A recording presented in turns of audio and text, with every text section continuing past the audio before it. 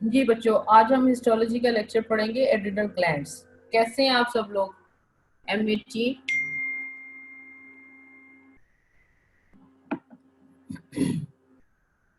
कितने पार्टिसिपेंट्स हैं, कितनी रोल कॉल है इस वक्त? 132 बच्चे। 150 है, 150 पूरे होने चाहिए बेटा जी। Let's start with the lecture. आपने डॉक्टर मदिया के साथ स्टार्ट किया हुआ है ये वाला सिस्टम एंडोक्राइन ग्लैंड्स का। Endocrine glands are the ductless glands. क्या ये बात आपको याद है फर्स्ट ईयर से?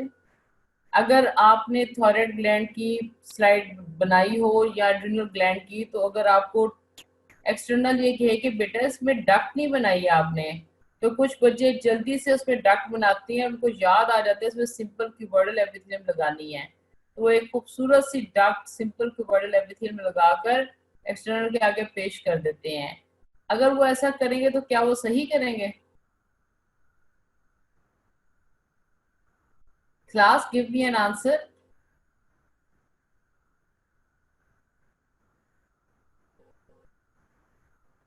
Class give me an answer. अगर आपने एड्रिनल ग्लैंड, पिट्यूटरी ग्लैंड या थायराइड ग्लैंड की स्लाइड बनाई है, एक्सटर्नल आपसे कहते हैं बेटा इसमें आपने डक्ट नहीं बनाई है, तो आप जल्दी से उसमें डक्ट बना दोगे सिंपल क्यूबोइडल एपिथेलियम लगा के। क्या आप सही करोगे या गलत करोगे?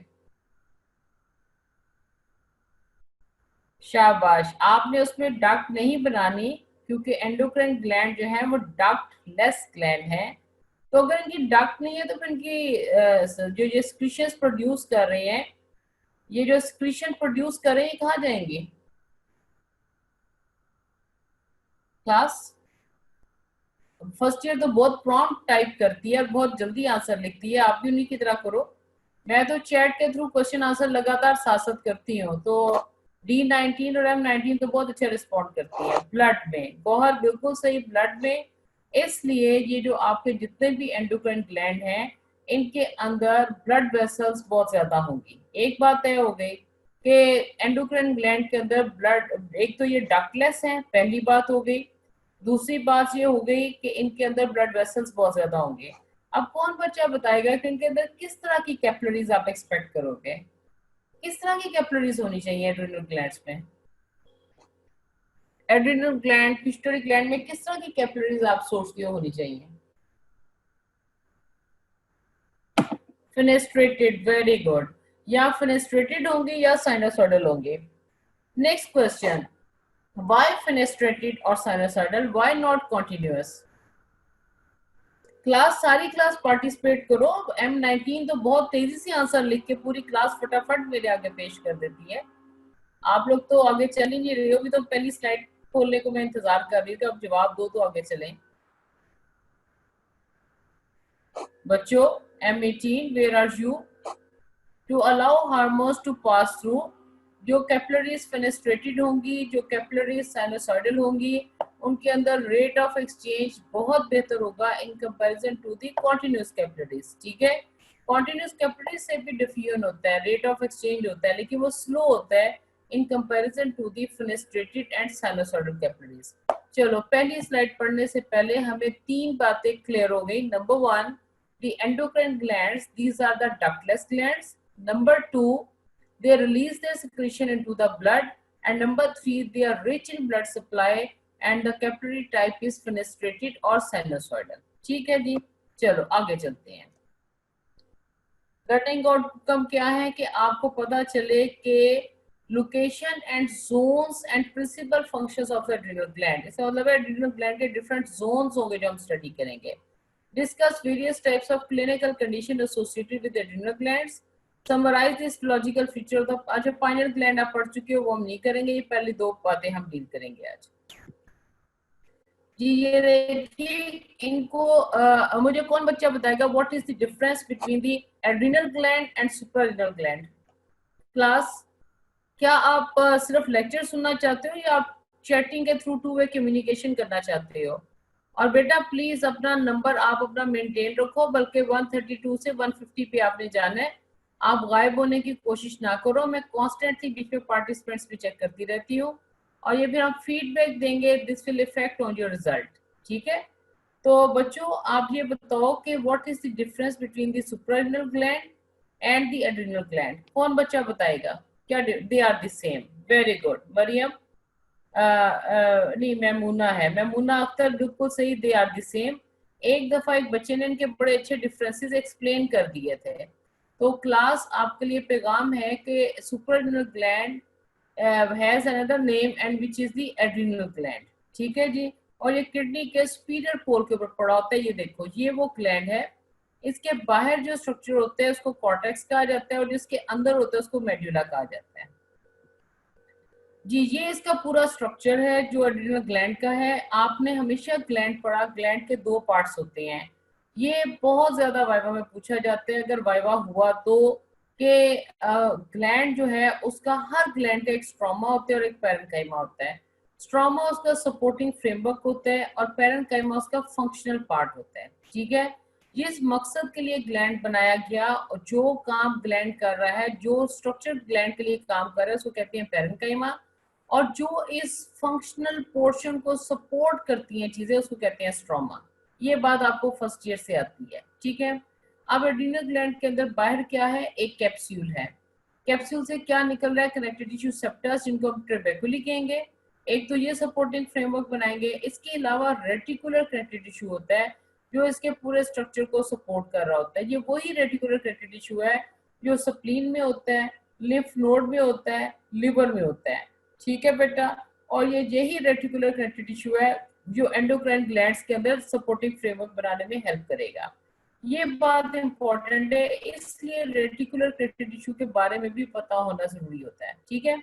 तो आपको क्या पता चला कि एड्रिनल ग्लैंड का स्ट्रोमा है, that is the supporting framework. और सपोर्टिंग फ्रेमवर्क में कैप्सूल है, कैप्सूल से निकलने वाली ट्रेबेकुली या कनेक्टिव टिश्यू सेप्टा है।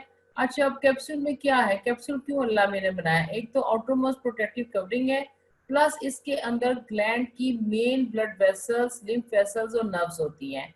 और जब इस कनेक्टिव टिश्यू कैप्सूल से सेप्टास अराइज होती हैं तो they take the branches of those main blood vessels into the interior of the gland. और ये जो रेटिकुलर कनेक्टिव टिश्यू है ये वैसे उसके जो पैरेन्काइमा को सपोर्ट करने के लिए बनाया जाता है। अच्छा अब आपके पास पैरेन्काइमा है, इसमें कॉर्टेक्स है और मेडुला है। ठीक है। जो कॉर्टेक्स है उसके तीन जोन हैं, zona glomerulosa, zona fasciculata and zona reticularis. ये तीन जोन है। ये एक इम्पॉर्टेंट बात है, ये ना सिर्फ ड्रॉ करने के लिए आती हैं बल्कि लिखने के लिए भी आती हैं। और इसका जो कॉर्टेक्स के साथ अंदर वाला पार्ट होता है उसको मेडुला कहते हैं। मेडुला के कोई जोन नहीं होते, जोन सिर्फ कॉर्टेक्स के हैं। तो let's repeat the zones, zona glomerulosa, zona fasciculata and zona reticularis. Zona glomerulosa को ग्लोमेरुलोसा इसलिए कहते हैं कि इसके अंदर जो सेल का अरेंजमेंट होता है वो किडनी के ग्लोमेरुलस से रिजेंबल करता है। उस रिजेंबलेंस पे इसको जोना ग्लोमेरुलोसा कहा जाता है। जोना फेसिकुलेटा इसका सबसे बड़ा जोन होता है, मेन जोन होता है, जो मेन काम जो एड्रिनल ग्लैंड का वो कर रहा होता है। और जोना रेटिकुलरिस ऐसे सेल का जोन होता है जो बहुत स्मॉल साइज के होते हैं। Is that clear to all of you? Class class please respond.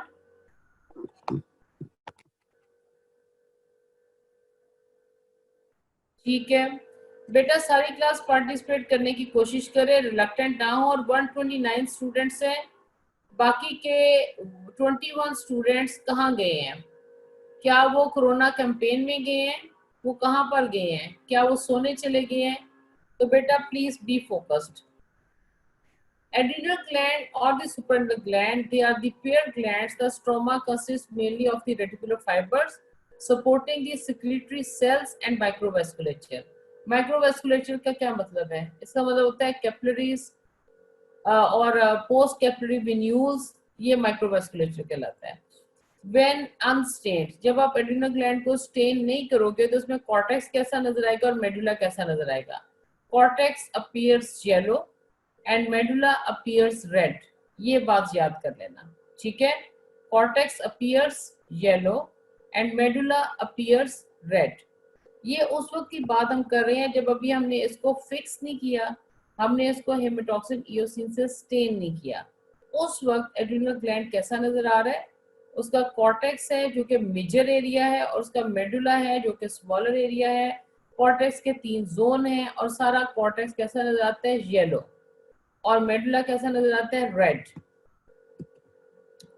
अब आप इसके स्ट्रक्चर को सामने रखते हुए अब हम यहाँ पर देखेंगे the cortex and the medulla can be considered as two different organs, क्योंकि इन दोनों का ओरिजिन।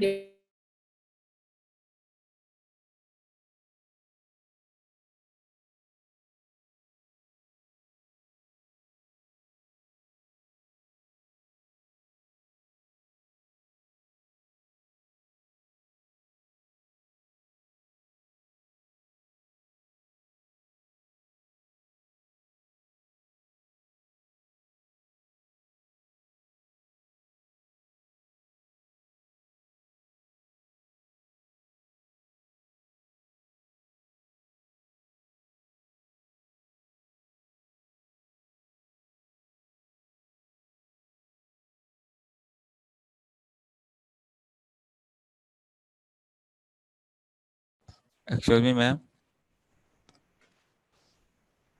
हेलो मैम, आपकी आवाज़ नहीं आ रही।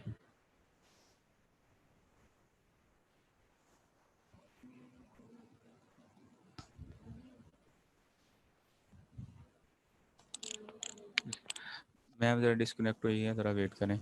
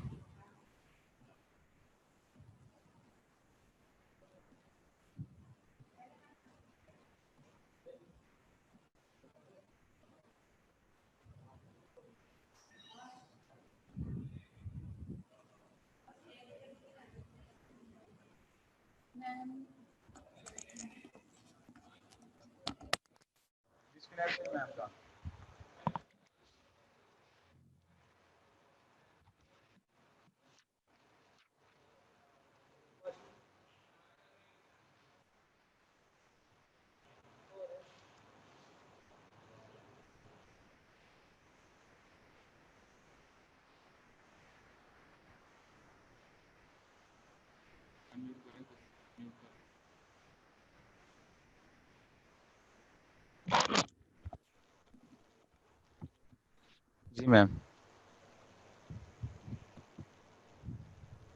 जी अब देखिए, अब ठीक है, आवाज आ रही है बच्चों? जी मैम, आ रही है। अच्छा ठीक।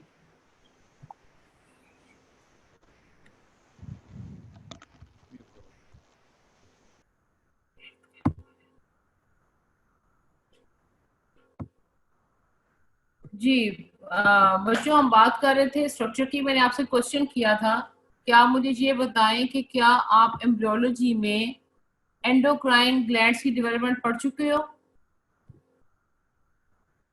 Class M18, do you hear me?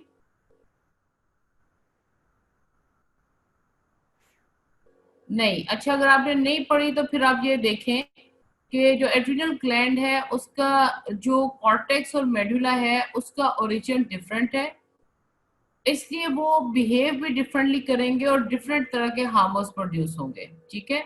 The cortex and medulla can be considered as two different organs. The cortex is mesodermal in origin while the medulla develop from the neural crest cells. आपने first year में पढ़ा होगा neural crest cells neuro ectoderm से develop होती हैं और उसके बाद वो बॉडी के डिफरेंट जगहों पर चली जाती हैं और डिफरेंट काम करती हैं, जैसे स्किन में आके मेलानोसाइट बना लेती हैं।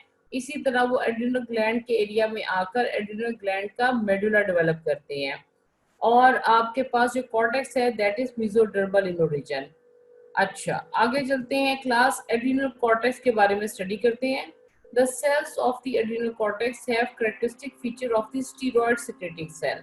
ये बात सबसे इंपॉर्टेंट है। इस पूरे ग्लैंड को पढ़ने का मकसद ये है कि आपको समझ आ जाए कि एड्रिनल ग्लैंड के जो सेल्स हैं वो स्टीरॉयड सिक्रेटिंग सेल हैं। तो ऐसा सेल जो स्टीरॉयड को सिक्रीट कर रहा हो उसके अंदर किस किस्म के ऑर्गेनेलिज होने चाहिए और उस सेल को कैसा बिहेव करना चाहिए और कैसे हार्मोन्स उसको प्रोड्यूस करने चाहिए। ठीक है। These include central nuclei and acidophilic cytoplasm, usually rich in lipid droplets, and their cytoplasm have an exceptionally perfuse SCR, यानी कि स्मूथ एंडोप्लाज्मिक रेटिकुलम। ये बात आपके लिए सबसे इम्पोर्टेंट है। यही वो बात है जो एक्सटर्नल वाइवा में सुनना चाहता है, यही वो बात है जो MCQ में आपको आती है। कि आपके पास जो एड्रिनल कॉर्टेक्स है उसके जो सेल्स हैं उनका वो कैसे सेल्स हैं, उनकी क्या टाइप है, they are the steroid secreting cell. ठीक है, और आपके पास एक स्टीरॉयड सिक्रेटिंग सेल के फीचर आपको क्या पता चले हैं, central nucleus, acidophilic cytoplasm, lipid droplets and extensive SCR, smooth endoplasmic reticulum. इसके साथ माइटोकॉन्ड्रिया भी डेफिनेटली होंगे। तो जब किसी सेल के अंदर माइटोकॉन्ड्रिया और एससीआर बहुत ज्यादा हो तो उसका साइटोप्लाज्म एसिडोफिलिक होता है। ये बात आपने जरूर याद रखनी है और उसको नोट भी कर लेना है। Perfuse smooth endoplasmic reticulum of interconnected tubules which contain the enzymes for cholesterol synthesis and conversion of the steroid prohormone into specific active steroid hormones। अब आप इस स्मूथ एंडोप्लाज्मिक रेटिकुलम के अंदर क्या पड़ा हुआ है, एंजाइम्स हैं। वो एंजाइम्स क्या कर रहे हैं, कोलेस्ट्रॉल की सिंथेसिस कर रहे हैं और फिर उस कोलेस्ट्रॉल की कन्वर्जन कर रहे हैं इनटू दी प्री हार्मोन और फिर प्री हार्मोन से स्टीरॉयड हार्मोन बन रहे हैं।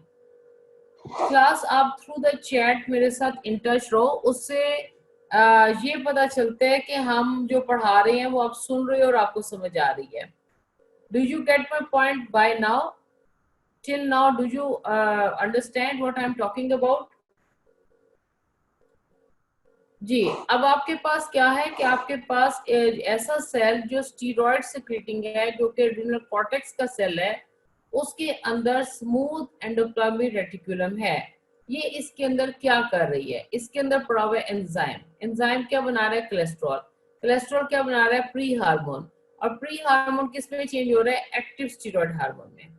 अच्छा, उसके बाद आपके पास क्या है, आपके पास दी माइटोकॉन्ड्रिया। दूसरी चीज माइटोकॉन्ड्रिया है। शाबाश सलमान, बिल्कुल सही। लिपिड ड्रॉपलेट डिसॉल्व हो जाएंगे और लिपिड ड्रॉपलेट जो इसके अंदर मल्टीपल स्मॉल लिपिड ड्रॉपलेट इस सेल्स के अंदर होंगे, जब वो डिसॉल्व होंगे तो इस सेल को हम एक खास नाम देंगे और वो खास नाम ही है जिसकी वजह से ये बहुत ज्यादा आपसे पूछा जाता है। जी, mitochondria are often spherical with tubular cristae. Tubular cristae क्या होती है, जो माइटोकॉन्ड्रिया की दो मेम्ब्रेन होती है, एक आउटर मेम्ब्रेन एक इनर मेम्ब्रेन। जो इनर मेम्ब्रेन होती है it is thrown into the folds, तो उस इनर मेम्ब्रेन की फोल्ड्स को क्रिस्टी कहते हैं। माइटोकॉन्ड्रिया स्फेरिकल होंगे with tubular cristae. These mitochondria not only synthesize ATP but also contain the enzymes for converting the cholesterol to pre-hormone। ठीक है, अब ये समझ में आई है आपको बात कि माइटोकॉन्ड्रिया सिर्फ एटीपी नहीं बना रहा, बल्कि माइटोकॉन्ड्रिया के अंदर वो एंजाइम्स हैं जो यहाँ पर कोलेस्ट्रॉल की कन्वर्जन हो रही थी ना प्री हार्मोन में, वो कोलेस्ट्रॉल को प्री हार्मोन स्टेज में चेंज कौन सा एंजाइम करता है, जो कि माइटोकॉन्ड्रिया का होता है। और फिर आपके पास स्टीरॉयड हार्मोन की सिंथेसिस हो जाती है। इससे आपको क्या पता चला कि अगर खाली एससीआर एक स्टीरॉयड सिक्रेटरी सेल के अंदर हो तो वो अकेला स्टीरॉयड हार्मोन नहीं बना सकता जब तक उसके साथ माइटोकॉन्ड्रिया काम ना करे। तो आपको जो एमसीक्यू हम पेश करते हैं ना बेटे, वो ये वाला होता है, ये लास्ट लाइन जो हमने लिखी हुई है। The function of steroid producing cell involves the close collaboration between, बस इतना लिख के हम छोड़ देते हैं और नीचे ऑप्शन हम दे देते हैं SCR and RER, SCR and ribosome, ribosome and RER, SCR and mitochondria, mitochondria and lysosome। ठीक है, तो आप किसको पिक करना पसंद करेंगे class? Steroid producing cells involve the close collaboration between, किन दो ऑर्गेनेलिस के इकट्ठे काम करने से स्टीरॉयड हार्मोन प्रोड्यूस होगा? SCR and mitochondria. Very good, आपने ये बात हमेशा याद रखनी है और ये बात आपने जरूर याद, ये बहुत इंपॉर्टेंट एमसीक्यू है, ये यूएचएस का एमसीक्यू है और आपने इसको हमेशा याद रखना है। अभी तक आपको पता चला कि जो आपका एड्रिनल कॉर्टेक्स है उसके सेल कैसे हैं क्लास, उसके सेल कैसे हैं क्लास? एड्रिनल कॉर्टेक्स के सेल कैसे हैं? वो है बेटा स्टीरॉयड प्रोड्यूसिंग सेल। ठीक है, और जो स्टीरॉयड प्रोड्यूसिंग सेल होता है उसके अंदर कौन से ऑर्गेनेलिज होते हैं, उसके क्या फीचर होते हैं?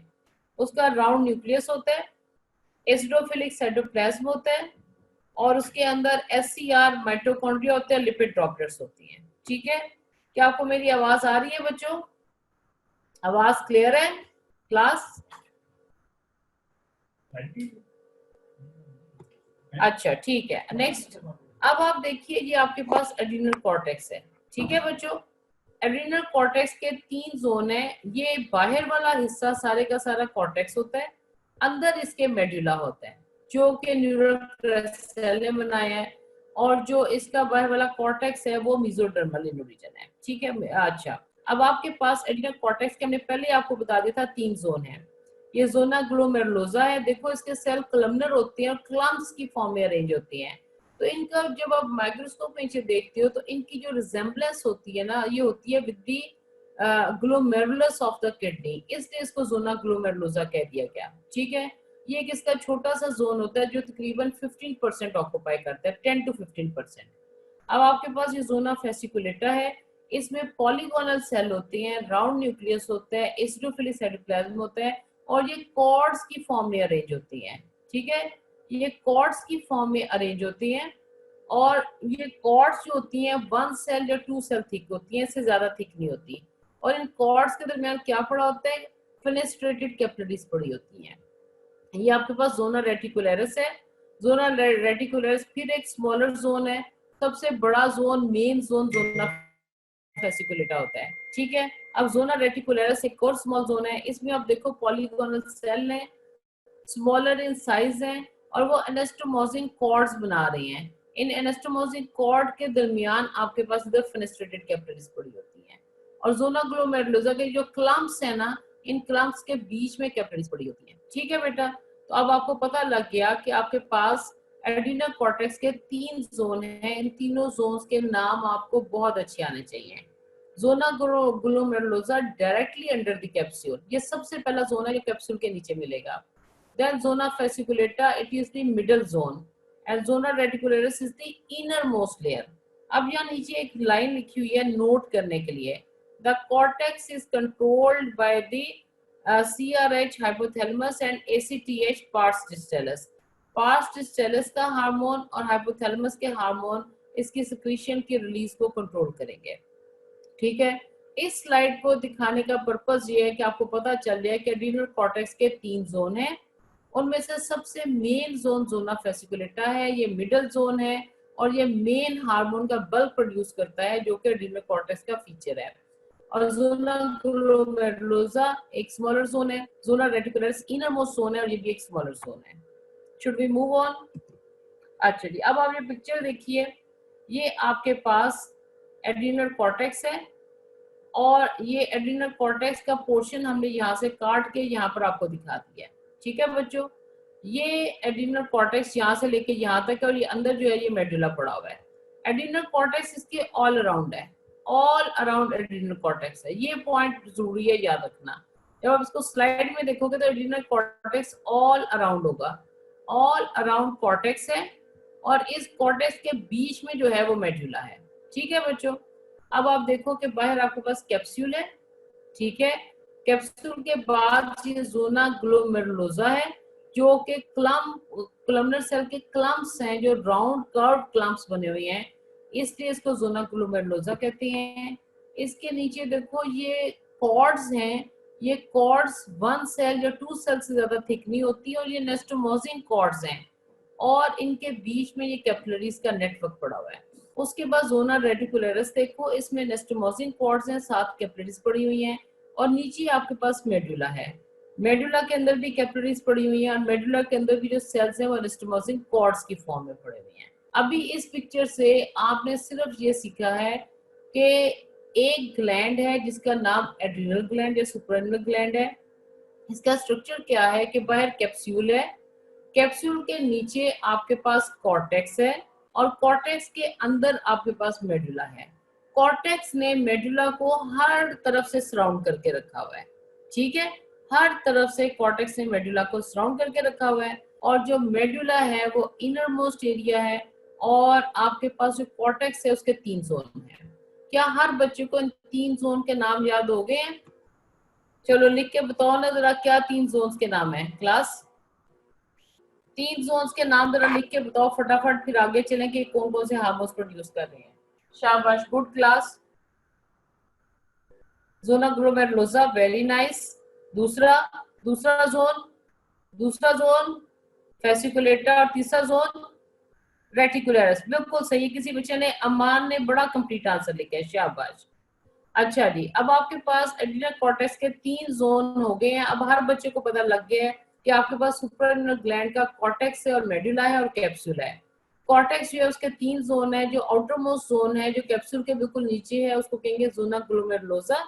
अब ये लिखने के लिए आता है, ये ग्लैंड बड़ा इंपॉर्टेंट है, ये लिखने के लिए भी आता है, इसलिए इस पे थोड़ी सी तवज्जो दी जा रही है। Consisting of closely packed, rounded or arched cords of columnar or pyramidal cells surrounded by many capillaries and comprising about 15% of the cortex. अब इसमें हमने सिर्फ 3 चीजें याद रखनी है। Number 1, zona glomerulosa is the zone of cortex. It lies underneath the capsule. दूसरी बात जो याद रखनी है वो ये रखनी है कि इसमें सेल का अरेंजमेंट क्या है। आपको, वेरी गुड मुजीब, शाबाश। आपके पास सेल का अरेंजमेंट क्या है? राउंडेड और आर्च्ड कॉर्ड्स हैं। कॉर्ड्स हैं जो आर्च फॉर्म में पड़ी हुई हैं, क्लम्प्स की फॉर्म में पड़ी हुई हैं, वो कॉर्ड्स राउंड होके पड़ी हुई हैं। उन कॉर्ड्स में सेल कौन से हैं? या कलमनर हैं या पिरामिडल हैं। अगली बात आपने क्या याद रखनी है कि ये कितने परसेंट ऑफ द कॉर्टेक्स है? ये 15% ऑफ द कॉर्टेक्स है, ठीक है।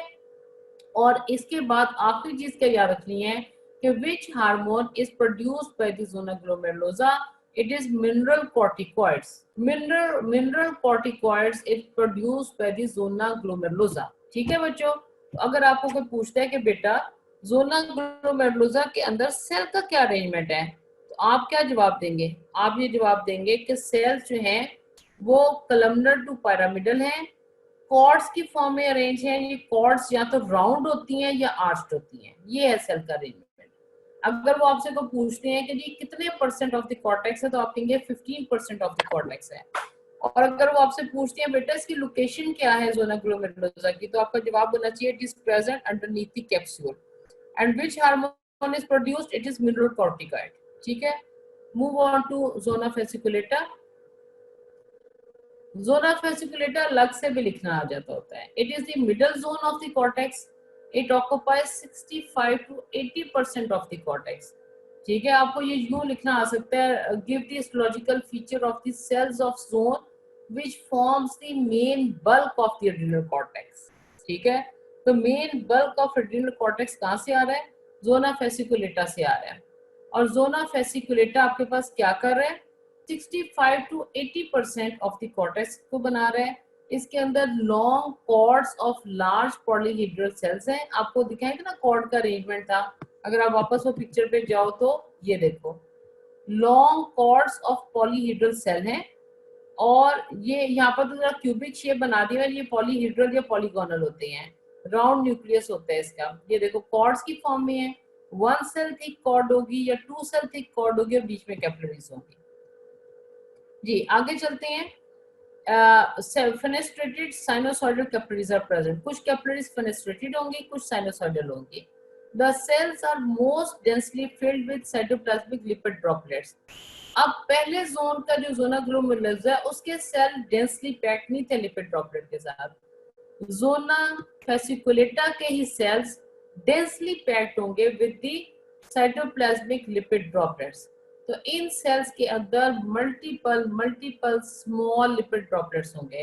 अब सलमान साबिर आपकी बात बिल्कुल सच साबित हो जाएगी कि अब जब आप इसको स्टेन करोगे तो इसके ये सारे multiple small lipid droplets dissolve हो जाएंगे और इस सेल के अंदर छोटे छोटे माइन्यूट से मल्टीपल एम्प्टी स्पेसेस छोड़ देंगे। इसीलिए cells of the zona fasciculata are called the spongiocytes. Sponge की तरह होते हैं, स्पॉन्ज की तरह होते हैं, इनका नाम हो जाता है स्पॉन्जियोसाइट, ठीक है। इनका नाम क्या हो जाएगा? स्पॉन्जियोसाइट, ठीक है बच्चों। तो आपसे पूछा जाता है, जिस तरह एक कुफर सेल बहुत ज्यादा आपसे पूछा जाएगा, पराइटल सेल बहुत ज्यादा पूछा जाएगा, इसी तरह अब आपसे पनीत सेल बहुत ज्यादा पूछा जाता है, तो स्पंजियोसाइट भी बहुत ज्यादा पूछा जाता है। तो अब आपको क्या पता चला कौन सा सेल है जो स्पॉन्जियोसाइट है? कौन सा सेल है जो स्पॉन्जियोसाइट है? The cells of the zona fasciculata are called the spongiocyte. अब आपसे पूछा जाएगा कि हाँ बेटे आपने बता दिया सेल्स ऑफ जोना फेसिकुलेटा और spongiocytes, why they have got the appearance of sponge like structure. तो फिर आपका ये जवाब होगा the cells of zona fasciculata are most densely filled with the cytoplasmic lipid droplets. After staining, these lipid droplets wash due to the xylene or alcohol in the staining technique, and they leave the empty spaces behind, due to which they give the appearance like sponge. And these cells are called the spongiocytes. Very good, Mujibur Rahman. You are participating very well. Good boy. Cells of this zone secrete glucocorticoids, especially the cortisol. अब ये zone क्या produce कर रहा है? Glucocorticoid, और specially उसमें क्या है? Cortisol. Secretion is controlled by ACTH with negative feedback. Negative feedback आपको फिजियोलॉजी वालों ने बहुत अच्छी पढ़ा दी होगी. ठीक है जी, आगे चलते हैं. Zona reticularis, the innermost zone, comprises 10% of the cortex. तो फिर सबसे छोटा जोन कौन सा हुआ? Zona reticularis. And contact the adrenal medulla. It consists of smaller cells of irregular cords interwoven with wide capillaries. अब आप इसके लिए इसकी पिक्चर देखें. ये देखें, इसके अंदर जो कैपिलरीज हैं वो वाइड हैं. ठीक है, इधर कैपिलरीज वाइड नहीं है, इधर कैपिलरीज वाइड नहीं है, लेकिन जोना रेटिकुलरिस की कैपिलरीज वाइड हैं, इसके सेल स्मॉल हैं और इंटरवूवन कॉर्ड्स यानी कि इंटर कम्युनिकेटिंग एनास्टोमोसिन कॉर्ड की फॉर्म में पड़े हुए हैं जी. It consists of smaller cells of irregular cords interwoven with wide capillaries. They contain fewer lipid droplets and more lipofuscin pigment. Lipofuscin pigment याद आया? फर्स्ट ईयर में आपने पढ़ा था. जब कोई सेल अपनी इंट्रासेलुलर डाइजेशन करता है तो इंट्रासेलुलर डाइजेशन के जो रेमिनेंट्स होती हैं वो लाइपोफुस्किन पिगमेंट की फॉर्म में स्टोर होने शुरू हो जाती हैं. और ये लाइपोफुस्किन पिगमेंट आपके पास कहाँ कहाँ होती हैं? कार्डियक मसल सेल में आ जाते हैं और आपके पास न्यूरॉन्स में आ जाती हैं. ये बातें आपने याद रखनी है.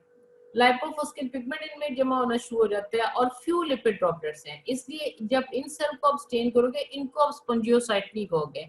अब आपको पता चला डेंसली पैक्ड लिपिड ड्रॉपलेट सिर्फ जोना फेसिकुलेटा में है, इसलिए सिर्फ उन्हीं को स्पॉन्जियोसाइट कहना है. Cells of the zona reticularis ये क्या प्रोड्यूस कर रही हैं? Weak androgens. ठीक है, और वीक एंड्रोजन किसका प्रिकसर है? For the testosterone and estrogen. किसी किसी बुक में लिखा हुआ है कि ये थोड़ा सा मिनरोकॉर्टिकॉइड या ग्लूकोकॉर्टिकॉइड भी प्रोड्यूस कर सकती हैं, लेकिन आपकी बुक में ये लिखा हुआ है कि ये वीक एंड्रोजन प्रोड्यूस करती हैं जो कि प्रिकसर्स हैं फॉर द टेस्टोस्टेरोन और द एस्ट्रोजन. ठीक है बच्चों, जोना रेटिकुलरिस के बारे में इंपॉर्टेंट इंफॉर्मेशन क्या है? इनर मोस्ट जोन है, 10% कॉन्स्टिट्यूट करेगा ऑफ द एड्रिनल कॉर्टेक्स. इसके सेल स्मॉल हैं और आपस में एनास्टोमोस कर रहे हैं इन कॉर्ड्स, और कैपिलरीज जो है वो वाइड हैं, फ्यू लिपिड ड्रॉपलेट्स हैं और लाइपोफुस्किन पिगमेंट है. ये लाइपोफुस्किन पिगमेंट आपको जोना फेसिकुलेटा में भी नहीं मिलेगा और जोना ग्लोमेरुलोसा में भी नहीं मिलेगा. ठीक है बच्चों, आगे चलेंगे. और कौन सा हार्मोन प्रोड्यूस कर रहे हैं? एंड्रोजन. फिर दोबारा आपको पिक्चर दिखाई गई है. This is capsule, zona glomerulosa. अब आप साथ साथ इनके हार्मोन्स याद करते जाओ. जोना ग्लोमेरुलोसा का मिनरोकॉर्टिकॉइड है, जोना फेसिकुलेटा के सेल्स सिर्फ इसके सेल स्पॉन्जियोसाइट कहलाएंगे because they are densely packed with lipid droplets. ये प्रोड्यूस करेंगे ग्लूकोकॉर्टिकॉइड, और जोना रेटिकुलरिस के सेल प्रोड्यूस करेंगे वीक एंड्रोजन. इसकी कैपिलरीज वाइड हैं, सेल्स स्मॉल हैं, इनमें lipofuscin pigment and few lipid droplets हैं. Is that clear class? Class, is that clear? ठीक है, आगे चलते हैं. Adrenal medulla. एड्रिनल मेडुला आपको हमने बताया था. शाबाश सहर, good class. Hera, thank you for participating. Chat के थ्रू टू वे कम्युनिकेशन जारी रहती है और मुझे पता चलता जाता है कि आपको समझ आ गई है या नहीं. Adrenal medulla. एड्रिनल मेडुला आपको मैंने बताया था किससे ओरिजिनेट कर रहा है? न्यूरल क्रेस्ट सेल से. न्यूरल क्रेस्ट सेल कहाँ से आए हैं? न्यूरो एक्टोडर्म से आए हैं. जब न्यूरो एक्टोडर्म से आए हैं तो इसका मतलब है एड्रिनल मेडुला में कुछ ऐसे सेल होंगे जो न्यूरॉन टाइप हो जाएंगे. ठीक है, अब आओ देखो उनको पढ़ती हैं. Adrenal medulla is composed of the large pale staining polyhedral cell, उनका नाम है क्रोमोफिन सेल। इन सेल्स को आपने क्रोमोफिन सेल का नाम दे दिया। अब इन सेल्स का एक खास नाम है, और ये क्रोमोफिन सेल अलग से आपसे पूछा जाता है कि chromaffin cells are present where, where they are present. कहाँ पे क्रोमोफिन सेल्स पड़े हुए हैं? क्रोमोफिन सेल्स कहाँ पे मिलेंगे बॉडी में? एड्रिनल मेडुला में, बिल्कुल सही। एड्रिनल मेडुला का ओरिजिन क्या है? न्यूरल क्रेस्ट सेल्स, ठीक है। और ये क्रोमोफिन सेल्स कैसे हैं? लार्ज हैं, पेल हैं और पॉलीहेड्रल हैं। और किस तरह से अरेंज्ड है? ये भी कॉर्ड्स और क्लम्प्स की फॉर्म में अरेंज्ड है, supported by the reticular fibres. Reticular created tissue तो हमने शुरू में पढ़ लिया कि supporting framework reticular created tissue बनाएगा। Chromaffin cells can be considered modified sympathetic postganglionic neurons। ये वो MCQ है जो आपको आएगा। Chromaffin cells can be considered as, बस ये लिख के हमने छोड़ देना है। अब उसमें करेक्ट चॉइस क्या होगी? ये बहुत इंपॉर्टेंट MCQ है। Chromaffin cells can be considered as modified sympathetic postganglionic neurons lacking axon and dendrite and specialized as secretory cells। अब क्रोमोफिन सेल खुद से क्या है असल में? असल में वो न्यूरॉन्स हैं। कैसे न्यूरॉन्स हैं? सिंपैथेटिक पोस्ट गैंग्लियोनिक, है ना। और इनके एक्सोन और डेंड्राइट खत्म हो चुके हैं, और इनका फंक्शन क्या बन गया? ये secretory इन नेचर बन गए हैं। Perfuse supply of sinusoidal capillaries intervene between the adjacent cords, and a few parasympathetic ganglionic cells are also present। अब आपके पास क्या है? सिंपैथेटिक पोस्ट गैंग्लियोनिक न्यूरॉन भी प्रेजेंट है, ये ज्यादा है। क्रोमोफिन सेल्स यही हैं। इनके बीच बीच में कहीं कहीं आप एक या दो सेल बनाओगे, और वो क्या होंगे? वो पैरासिम्पैथेटिक गैंग्लियोनिक सेल होंगे।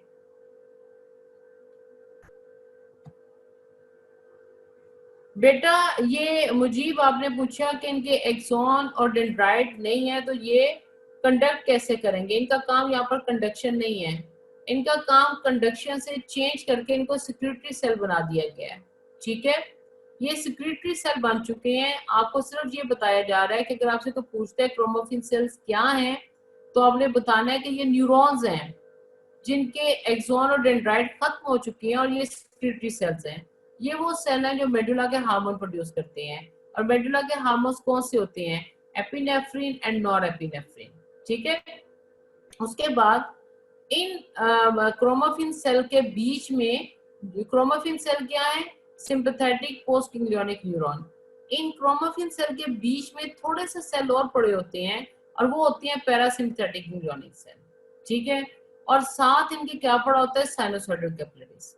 बस आपको ये एड्रिनल मेडुला के क्रोमोफिन सेल बहुत इंपॉर्टेंट है। आपको सबसे पहले जो रॉकेट्स हैं याद करना है, वो ये करना है कि क्रोमोफिन सेल्स क्या है? न्यूरॉन्स। कौन से न्यूरॉन्स? सिंपैथेटिक पोस्ट गैंग्लियोनिक, ठीक है। और इन ये क्रोमोफिन सेल्स के साथ और क्या मेडुला में पड़ा होता है? पैरासिम्पैथेटिक गैंग्लियोनिक सेल्स, ठीक है। ज्यादा कौन से हैं? Chromaffin cell. कम कौन से हैं? Parasympathetic ganglionic cell. इन दोनों टाइप के सेल्स के अलावा क्या पड़ा हुआ है? साइनोसॉइडल। बस तीन चीजें हैं एड्रिनल मेडुला में, एक ये न्यूरॉन, एक ये वाला पैरासिम्पैथेटिक गैंग्लियोनिक सेल, और एक साइनोसॉइडल कैपिलरीज। ये तीन चीजें हैं। क्रोमोफिन सेल ज्यादा हैं, इसलिए उनकी डिटेल दी गई है कि ये लार्ज हैं, पेल स्टेनिंग है, और इनको हम क्रोमोफिन सेल कहते हैं, ठीक है बच्चों। ये स्लाइड समझ आ गई? आगे चलें। एड्रिनल मेडुला के क्रोमोफिन सेल की मजीद बात हो रही है कि they are innervated by the cholinergic ending of the pre ganglionic sympathetic fibres. आपकी बॉडी के ज्यादातर जो स्ट्रक्चर्स हैं वो पोस्ट गैंग्लियोनिक सिंपैथेटिक फाइबर से इनर्वेट होती हैं। ये वाहिद ऑर्गन है जो प्री गैंग्लियोनिक सिंपैथेटिक फाइबर से इनर्वेट होता है, इसलिए ये भी एक इम्पॉर्टेंट बात हो गई है, ठीक है। ये बात नोट कर लें, इसको pre ganglionic sympathetic fibres innervate करते हैं, from which impulses trigger hormone release by exocytosis. अब क्या होता है? आपके पास ये क्रोमोफिन सेल्स हैं, इनके ऊपर कौन से फाइबर्स आए? Pre ganglionic sympathetic nerve fibre, इस वजह से कंडक्शन ऑफ नर्व हुई, उसने इन सेल्स को आके क्रोमोफिन सेल्स को स्टिमुलेट किया। क्रोमोफिन सेल्स के अंदर पड़ा हुआ जो इनका हार्मोन है वो एक्सोसाइटोसिस से बाहर रिलीज हो गया। Adrenal medulla hormones are epinephrine and norepinephrine. अब ये दो हार्मोन्स हैं। अब ये दोनों हार्मोन्स एक स्ट्रक्चर बनाकर पड़े हुए होते हैं क्रोमोफिन सेल्स के अंदर। अब वो जरा देखो। अच्छा, कौन बच्चा बताएगा कि what is the difference between catecholamines and epinephrine and norepinephrine? कौन बच्चा बताएगा? ये कैटेकोलामीन्स क्या है? कैटेकोलामीन्स क्या है बच्चों?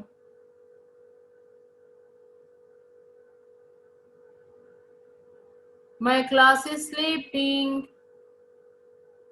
बेटा कैटेकोलामीन्स क्या है? Very good, catecholamines are epinephrine and norepinephrine. Very good, thank you Hafsa, thank you Sahar, very good, thank you class, good class. So adrenal medulla के हार्मोन्स जो हैं वो एपिनेफ्रिन एंड नॉरएपिनेफ्रिन है। Very good class, thank you. और इन्हीं को ही इकट्ठे कह देते हैं कैटेकोलामीन्स। ठीक है, अब आपको ये समझाया जा रहा है कि ये कैटेकोलामीन्स क्रोमोफिन सेल के अंदर एक स्ट्रक्चर बना के पड़ी हुई होती हैं जिसको क्रोमोग्रेनिन कहते हैं। अब इस क्रोमोग्रेनिन के अंदर क्या क्या होगा? इस क्रोमोग्रेनिन के अंदर ये दोनों हार्मोन्स होंगे, एपिनेफ्रिन एंड नॉरएपिनेफ्रिन, साथ इसके कैल्शियम होगा और साथ इसके एटीपी होगा और एक प्रोटीन होगी। ये चार चीजें मिलकर एक स्ट्रक्चर बना रही हैं जिसको कहते हैं क्रोमोग्रेनिन्स। अब कौन बच्चा बताएगा ये क्रोमोग्रेनिन्स की क्या समझ आई है? Chromogranins is present in the chromaffin cells and it is made up of four things. Number one, catecholamines, which is epinephrine and norepinephrine. Number two, calcium. Number three, ATP. Number four, proteins. और ये चारों मिलकर एक structure बना के chromaffin sales के अंदर पड़े होते हैं। उसका क्या नाम होता है? Chromogranins. Do you get my point? अब आपको क्रोमोग्रेनिन्स का मतलब समझ आ गया? क्रोमोग्रेनिन क्या है बच्चों? चलो, गुड गुड क्लास। अच्छा जी, आगे चलते हैं। Medical application. One disorder of the adrenal medulla. अब आप एड्रीनल मेडुला की बीमारी पढ़ रहे हैं, एड्रीनल मेडुला की। इसको कहते हैं pheochromocytoma. Pheochromocytoma are tumour of its cells that causes excessive catecholamines. जब एपिनेफ्रिन एंड नॉरएपिनेफ्रिन बहुत ज्यादा अमाउंट में रिलीज होगा तो क्या ये दो चीजें कर सकता है? एक चीज है हाइपरग्लाइसीमिया और दूसरा होता है transient elevations of blood pressure. एकदम खड़े खड़े बंदे का बीपी ऊपर गया, एकदम खड़े खड़े नीचे आया और साथ उसको होगा हाइपरग्लाइसीमिया। तो ये फियोक्रोमोसाइटोमा डिजीज का नाम है। ये किस स्ट्रक्चर का डिजीज होगी? एड्रीनल मेडुला की। और एड्रीनल मेडुला के सेल का ये ट्यूमर है। ट्यूमर का मतलब है कि सेल एबनॉर्मली नंबर उनका इंक्रीज हो गया है। जितना नंबर हमें नहीं चाहिए, एबनॉर्मल नंबर इंक्रीज हुआ है। जब एबनॉर्मल नंबर इंक्रीज होगा तो जाहिर है जो वो प्रोड्यूस कर रहे हैं प्रोडक्शन भी इंक्रीज हो जाएगी। और जब एक्सेसिव कैटेकोलामीन्स होंगे तो दो प्रॉब्लम्स क्या बॉडी में होंगी? Hyperglycaemia and transient elevation of blood pressure.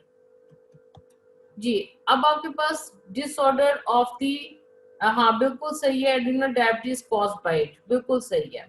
Disorders of the adrenal cortex. अब हम कॉर्टेक्स पे आ गए हैं बेटा, कॉर्टेक्स पे आ गए हैं। मेडुला का एक प्रॉब्लम था वो हमने डिस्कस कर लिया। अब हम कॉर्टेक्स के ऊपर आ गए हैं। कॉर्टेक्स के कितने जोन थे? जोना ग्लोमेरुलोसा, फेसिकुलेटर, रेटिकुलरस, है ना। और बेसिकली वो क्या प्रोड्यूस कर रहे थे? ग्लूकोकॉर्टिकॉइड एंड मिनरलोकॉर्टिकॉइड, है ना, और वीक एंड्रोजन।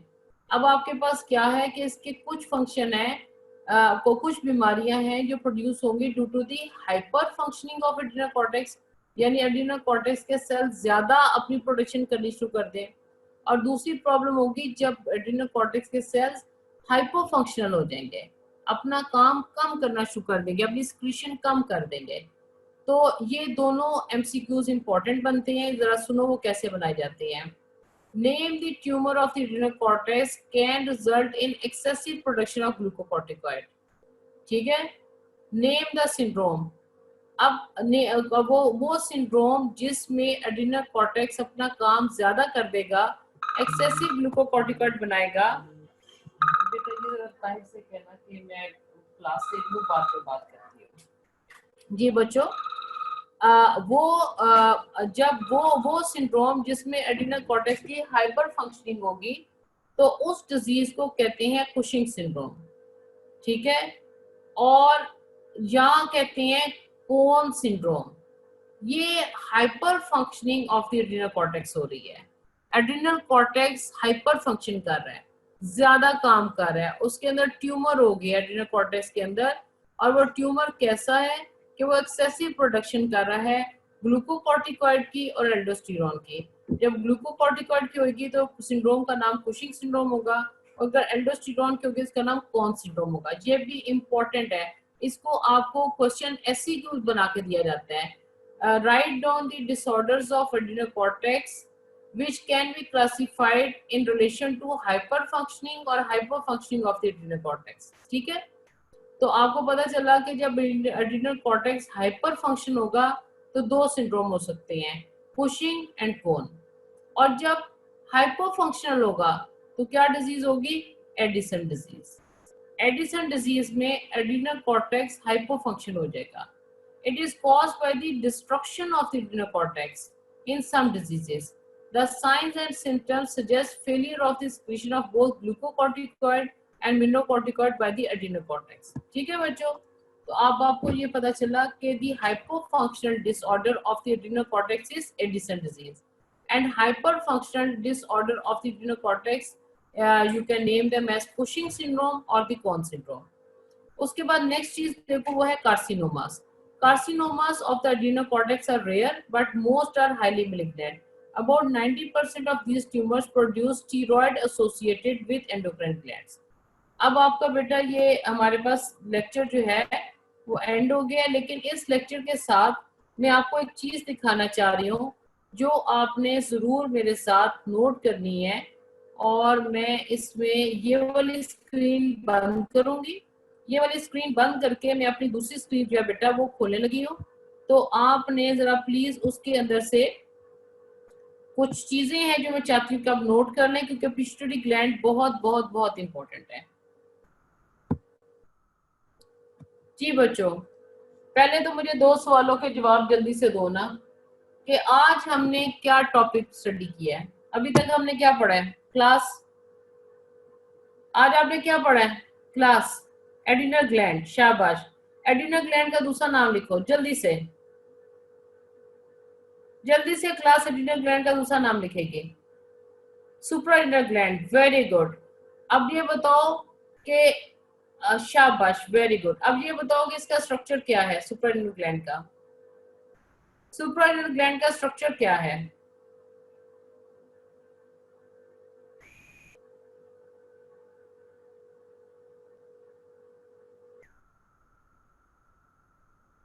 पेयर्ड एंडोक्राइन, ये हफ्सा आपने पेयर्ड एंडोक्राइन ग्लैंड लिखे, ये आंसर रेलिवेंट नहीं है बेटे। सलमान का आंसर कदरे रेलिवेंट है। It has the medulla and cortex. Salman आप भूल गए कि आपको इसके अंदर यूं लिखना चाहिए था कि it has the stroma and parenchyma. The stroma composed of the capsule, trabeculae and reticular tissue, and parenchyma composed of cortex and medulla. ठीक है, इस तरह से स्ट्रक्चर का आपको जवाब देना चाहिए। अगर मैं आपसे स्ट्रक्चर पूछ रही हूँ तो आपको ये जवाब लिखना चाहिए था, the adrenal gland has two components, stroma and parenchyma. Stroma composed of capsule, trabeculae and reticular connective tissue, while parenchyma is divided into two portion, cortex and medulla. अब ये बताओ कि कॉर्टेक्स के 3 जोन कौन से हैं, वो आप लिख के मुझे बता चुके हो, चलो ठीक है छोड़ो उनको। अब ये बताओ कि वाटर स्पॉन्जियोसाइट्स, एक बता दो वाटर स्पॉन्जियोसाइट्स और एक बता दो वाटर क्रोमोफिन सेल्स। बस इसके बाद हम अगले टॉपिक पे पिट्यूटरी ग्लैंड के ना कुछ स्लाइड्स मैंने आपको दिखानी है जो इम्पोर्टेंट है। सहर जल्दी से बेटा बताओ, अच्छे बच्चे। सहर, which zona fasciculata cells are called the spongiocytes? Zona fasciculata is spongiocyte नहीं कहना, cells of zona fasciculata are called the spongiocytes. Mujibur Rahman, आपको इसका जवाब यूं देना चाहिए, जब मैंने कहा what are spongiocytes तो आपको जवाब देना चाहिए cells of zona fasciculata are called spongiocytes। ठीक है, अब नेक्स्ट क्वेश्चन मैंने किया है what are chromaffin cells? Very good Arooj, आपने बिल्कुल सही लिखा। अब मेरा नेक्स्ट क्वेश्चन है, व्हाट आर क्रोमोफिन सेल्स? अव्वल निसा ने बहुत अच्छा लिखा है, शाबाश। Cells of zona fasciculata are spongiocytes and cells of the renal medulla are called the chromaffin cells. अच्छा, अब ये बताओ कि स्टीरॉइड सिक्रेटिंग सेल के अंदर कौन से दो ऑर्गेनेल्स होना बहुत जरूरी है? कौन से दो ऑर्गेनेल्स हैं जो हमेशा मिलेंगे? SCR and mitochondria. Wonderful wonderful, आपने सारे एमसीक्यू खूबसूरती से हल कर लिए हैं, वेरी गुड। अब आप बेटा पिट्यूटरी ग्लैंड की एक दो स्लाइड्स है जो मैं आपको दिखाना चाहती हूँ, वो आप मेरे साथ जरा कर लो। और एक चीज आपको पता होना चाहिए, जो पॉइंट आपके पास नॉलेज में आपके नहीं है वो जरा इधर से नोट करते जाना। ये डॉक्टर मदिया आपको पढ़ा चुकी है, लेकिन कोई ऐसा पॉइंट जो आपको नहीं पता वो मेरी स्लाइड से नोट करना। पिट्यूटरी ग्लैंड का दूसरा नाम होता है हाइपोफिसिस। आपने कभी भी ये नहीं करना कि आपको कोई डिफरेंसेस पूछे between the pituitary gland and hypophysis तो आप हिल हिल के उसको सुनाना शुरू हो जाओ, ठीक है? Pituitary gland has another name which is called the hypophysis, ठीक है? Hypo mean under and faces mean growth, तो किसी चीज के नीचे ग्रोथ होती है, ठीक है? वो भी हम देख लेंगे। अच्छा, आगे चलो। ये देखो, इसके भी दो दो इसके सोर्स ऑफ डेवलपमेंट होती है, ये आपको एम्ब्रियोलॉजी में पढ़ा दिए जाएंगे। एक होता है इसका ब्रेन से ग्रोथ, ठीक है? और एक इसकी होती है रूफ ऑफ द माउथ से ग्रोथ। जो डायनसेफ्लॉन ब्रेन का हिस्सा है वो डाउनवर्ड ग्रो करता है, और जो रूफ ऑफ द माउथ है वो अपवर्ड ग्रो करती है। जो जो माउथ की रूफ है वो रक्त की पाउच बना लेती है, और जो ब्रेन से डायनसेफ्लॉन से ग्रोथ फ्लोर से डाउनवर्ड आ रही होती है वो आपके पास न्यूरोहाइपोफिसिस बना लेती है। और जो रक्त की पाउच है वो आपके पास पार्स ट्यूबुलरिस, पार्स डिस्टेलस और पार्स इंटरमीडिया बना लेता है, जिसको कलेक्टिवली एडिनोहाइपोफिसिस कहते हैं। ये पिक्चर बड़ी इंपॉर्टेंट है, इसको अपने जहन में रखना है, ठीक है? अब आपको क्या पता चला कि आपके पास जो न्यूरोहाइपोफिसिस है, न्यूरोहाइपोफिसिस यानी पिट्यूटरी का वो हिस्सा जो न्यूरॉन्स वाला होगा, नर्व फाइबर्स वाला होगा, वो आपके पास कहाँ से आया? फ्लोर ऑफ डायनसेफ्लॉन से। और उसके तीन हिस्से बनते हैं जिसको पार्स नर्वोजा कहते हैं, मीडियन, उसके बाद हम इसको इन्फेंडिबुलम कहते हैं, और फिर मीडियन एमिनेंस कहते हैं। जो एडिनोहाइपोफिसिस है उसके भी तीन हिस्से बनते हैं, एक होता है pars distalis, pars intermedia and pars tubularis, ठीक है? जो पॉइंट आपको नहीं पता वो आप प्लीज इधर से नोट करें। अब आपके पास पिट्यूटरी ग्लैंड को दो हिस्सों में हम डिवाइड करते हैं, इंटीरियर एंड पोस्टीरियर। एंटीरियर वही है जिसको आपने यहाँ पर नाम दिया है एडिनोहाइपोफिसिस का, और पोस्टीरियर वही है जिसको आपने यहाँ पे नाम दिया है न्यूरोहाइपोफिसिस, ठीक है? क्लास थोड़ा सा लिख के मुझे बताओ कि आपको कुछ समझ आ रही है या ये पहले से सब कुछ आपको पता था? कुछ कम्युनिकेट करो क्लास। तो अगर आपसे कोई कहते हैं बेटा एंटीरियर पिट्यूटरी का नाम लिखो, तो आप क्या लिखना पसंद करोगे? एंटीरियर पिट्यूटरी का क्या नाम है बच्चों? एडिनोहाइपोफिसिस। और पोस्टीरियर पिट्यूटरी का क्या नाम है? पोस्टीरियर पिट्यूटरी का क्या नाम है? Neurohypophysis. Very good Hafsa, very good very good. अब आपको हमेशा याद होना चाहिए कि जो एंटीरियर पिट्यूटरी है जो कि एडिनोहाइपोफिसिस है, इसके तीन पार्ट्स हैं, pars tubularis, pars intermedia and pars distalis. इनको सर चार्ट की फॉर्म में लिख लो, आपको बहुत अच्छा याद रहेगा। और जो आपके पास पोस्टीरियर पिट्यूटरी है जो कि न्यूरोहाइपोफिसिस है, उसके दो पार्ट्स बनते हैं, पार्स नर्वोसा एंड इन्फेंडिबुलम। कई लोग मीडियन एमिनेंस को भी इसमें डाल देते हैं, तो आप मीडियन एमिनेंस को डालना चाहते हो तो डाल सकते हो, लेकिन इसमें पार्स नर्वोसा इन्फेंडिबुलर स्टॉक, जिस स्टॉक के साथ ये ब्रेन के साथ लटका हुआ होता है ना, फ्लोर ऑफ द डायनसेफ्लॉन के साथ, वो मेंशन है ये स्टॉक। जी आगे चलें क्लास, आगे चलें। आपने ये नोट कर लिए क्लास? ठीक है। अच्छा, अब इस पे नेक्स्ट इंपॉर्टेंट बात जो है ना वो क्या है कि जो मैं आपको बताना चाह रही हूँ, इस पिक्चर में आप दोबारा देखें, एंटीरियर पिट्यूटरी है, this is the pars tubularis, this is the pars intermedia and this is the pars डिस्टेलस।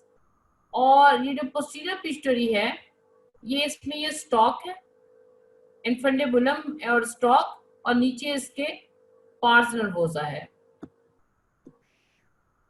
ये इसके पोर्शन फिर आपको करके दिखा दिए हैं। इनफंडेबुलम, न्यूरल स्टॉक है, स्टॉक में क्या है, एक उसका स्टॉक आ जाता है और एक उसकी मीडियन एमिनेंस आ जाती है।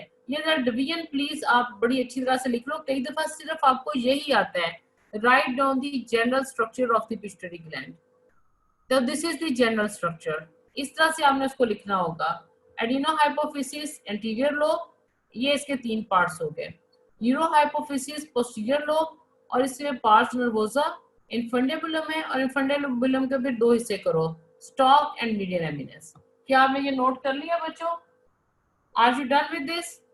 मैं आपको जल्दी से इसके सेल्स भी दिखाना चाह रही हूँ।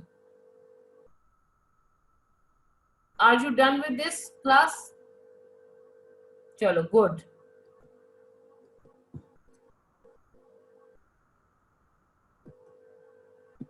जब आप हिस्टोलॉजी लैब में जाकर देखोगे तो ये आपका पार्स डिस्टेलस है, ये पार्स इंटरमीडिया है, और जो पार्स डिस्टेलस, पार्स इंटरमीडिया, जो एडिनो हाइपोफिसिस, ये सेलुलर होगा, इसमें सेल्स होंगे, और ये पार्स ट्यूबुलरिस आ गया, और ये पार्स नर्वोसा है जो जिसमें सारे के सारे एक्सॉन्स होंगे, और ये आपके पास इनफंडेबुलम है जो कि स्टॉक और मीडियन एमिनेंस का बना हुआ है। अच्छा जी, इसमें ये सेल्स का जरा चार्ट बना लो मेरे साथ। Pars distalis constitutes 75% of the hypophysis, ये बात इंपॉर्टेंट है, 75% नोट करो। और पूरे का पूरा पिट्यूटरी का सपोर्टिंग फ्रेमवर्क क्या है, कैप्सूल है और रेटिकुलर कटी टिश्यू है, ठीक है। और पार्स डिस्टेलस के सेल्स का अरेंजमेंट क्या है, एग्रीगेटेड सेल्स की कॉर्ड्स हैं, कैपिलरीज हैं, और आपके पास जो सेल्स हैं वो 2 हिस्सों में डिवाइड हुए हैं, क्रोमोफोर्स एंड क्रोमोफिल्स। तो क्रोमोफिल्स आगे एस्ट्रोफिल और बेसोफिल में डिवाइड हुए हैं। और लास्ट स्लाइड में आपको दिखाती हूँ जो कि इम्पोर्टेंट है। Are you done with this class? अच्छा, एक बात और आपको मैं बता दूं, आपको क्वेश्चन आता है और ये बहुत दफा यूएचएस में आता है, write down the cells present in the पास्ट डिस्टेलस। तो आप सारे बच्चे क्या लिख लेते हो, आप सिर्फ क्रोमोफिल्स लिख देते हो, आप क्रोमोफोर्स लिखते ही नहीं हो। आप क्रोमोफिल्स जो 5 तरह के होते हैं बस वो लिख के तशरीफ ले आते हो। जब आप सिर्फ क्रोमोफिल्स लिखोगे तो आपके आधे नंबर कट जाएंगे, क्योंकि पहली डिवीजन क्या है, क्रोमोफोर्स 50%, क्रोमोफिल्स 50%, फिर आगे से क्रोमोफिल्स डिवाइड होंगे बेसोफिल और एसिडोफिल में, है ना। तो आपको ये क्वेश्चन आता है, write down the cells present in the पास्ट distalis, write down the histological feature and function in tabulated form. तो प्लीज आपने ये दोनों सेल्स लिखनी है, क्रोमोफोर्स भी लिखनी है, क्रोमोफिल्स भी लिखनी है, ठीक है। अब क्रोमोफिल्स को देखो कैसे डिवाइड किया गया है, एसिडोफिल और बेसोफिल। एसिडोफिल में क्या है, स्मेटो एंड मेमो, और बेसो के अंदर गुनेडो, थायरो एंड कोर्टिकोट्रोप्स, ठीक है क्लास। अब मैं आपको कोई अगला लेक्चर लूंगी ना तो थोड़ा सा हिस्ट्री हम उसमें और टच कर लेंगे, क्योंकि ये बहुत इंपॉर्टेंट टॉपिक है, ये बहुत दफा आता है लिखने को और बनाने को, ठीक है बच्चों। चलो, thank you very much, I hope you like the lecture. Lecture का मजा आया class? Did you enjoy the lecture class? कुछ समझ आया है, याद हो गया है? Good, thank you very much. अब नेक्स्ट लेक्चर में मुलाकात होगी। थैंक यू क्लास, खुदा हाफिज।